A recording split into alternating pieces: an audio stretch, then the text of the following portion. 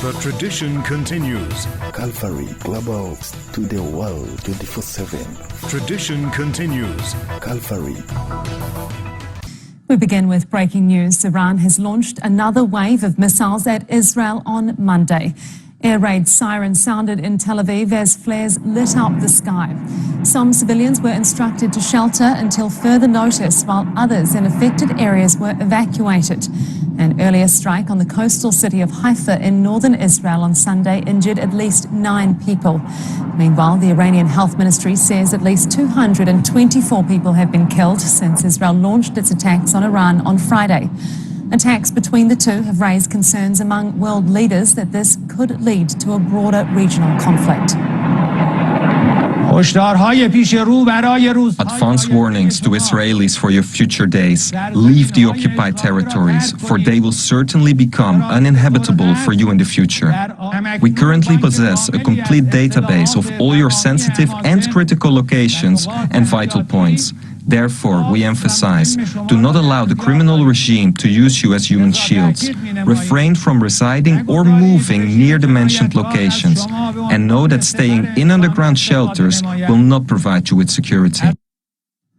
Let's go to occupied East Jerusalem to our correspondent Mohammed Al-Qassim. Mohammed, this new wave of missiles fired by Iran has been an attack of some strength. What do we know of the sites that were hit? This has been a major attack, Isabel. At least 3 people, according to Israeli ambulance services, have been killed in central Israel as a result of the latest barrage of missiles coming in from Iran. And the number of wounded have been growing rapidly. At least 67 at this point have been wounded as a result of direct impact of these missiles in central Israel, as well as in the northern city of Haifa, which has seen some major damage there also at several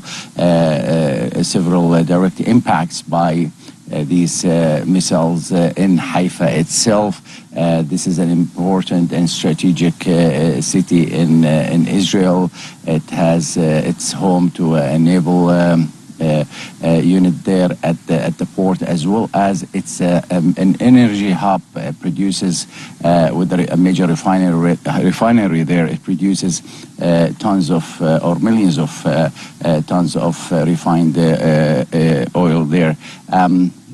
In central Israel, here we're talking about Tel Aviv, we're talking about Petah Tikva, and according to information getting from eyewitnesses on the ground in central Israel, several buildings have been directly impacted, similar to what we saw 24 hours ago in Bat Yam and 48 hours ago in Rishon LeZion, even though Israeli military says that it was able and successful in intercepting most of the incoming missiles.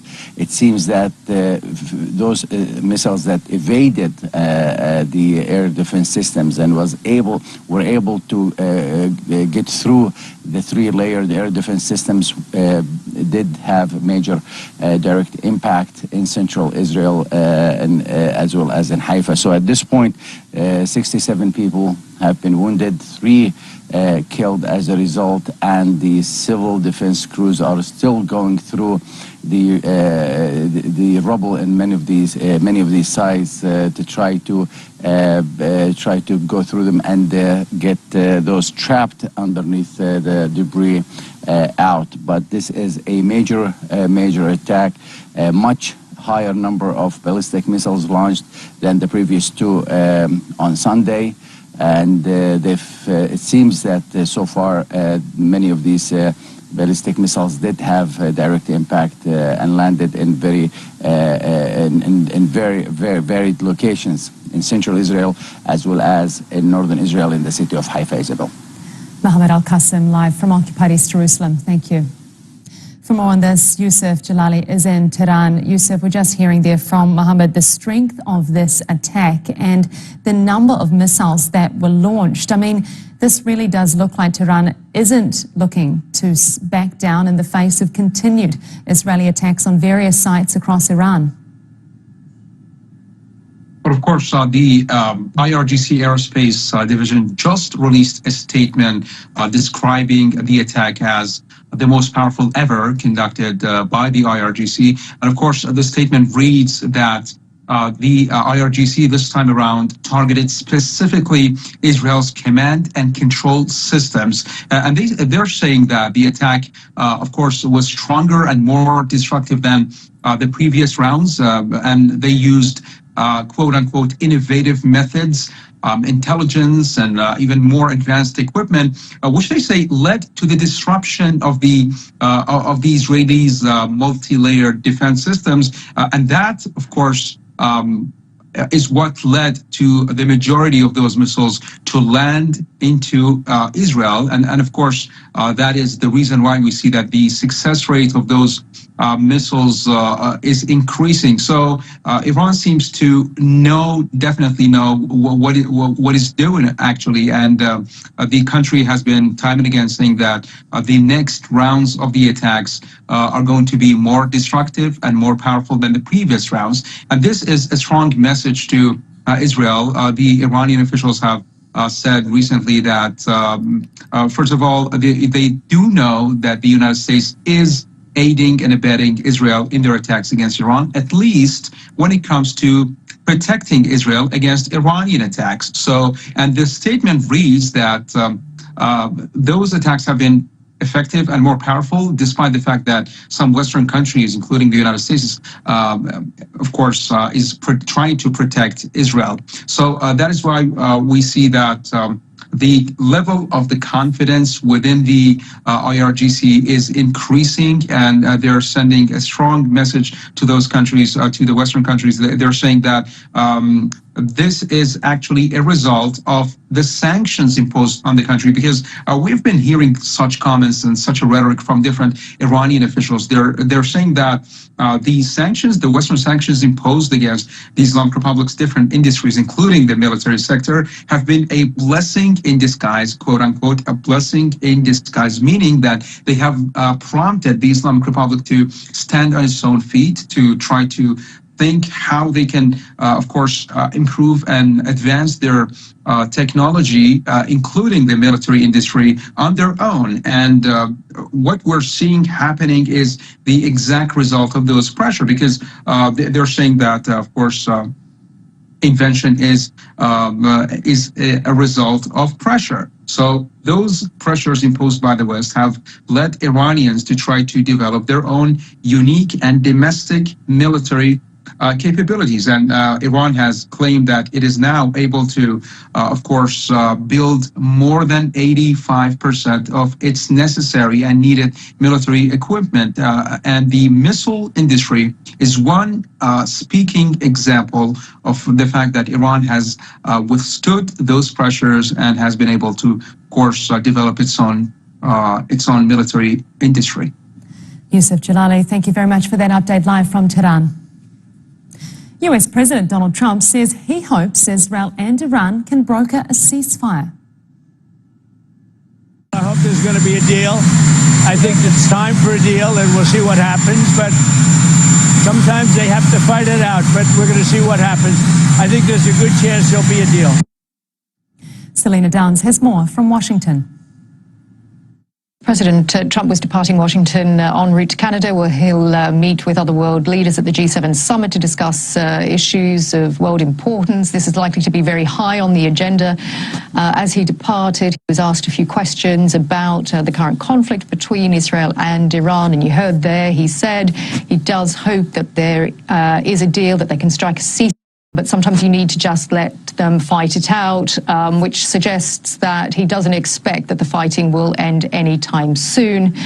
He reiterated America's support for Israel. He said the U.S. will help to defend its ally, but did reiterate that it's not directly involved in the conflict.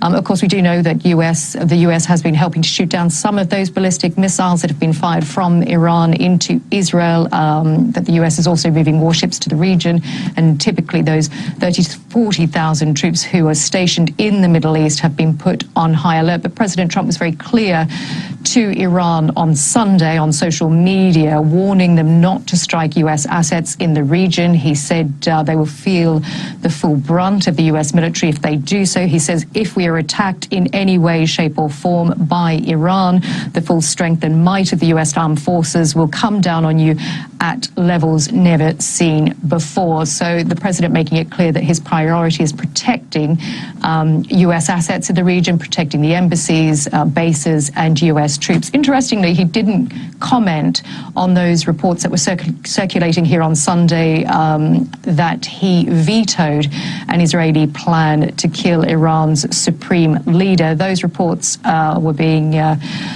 circulating here, started by the Reuters news agency. They attributed those to unnamed US officials who said a plan had been presented to the Americans to kill Iran's supreme leader. It had been vetoed by President Trump, who thought it would inflame tensions further, and that he also didn't want, obviously, for the US to then be a target.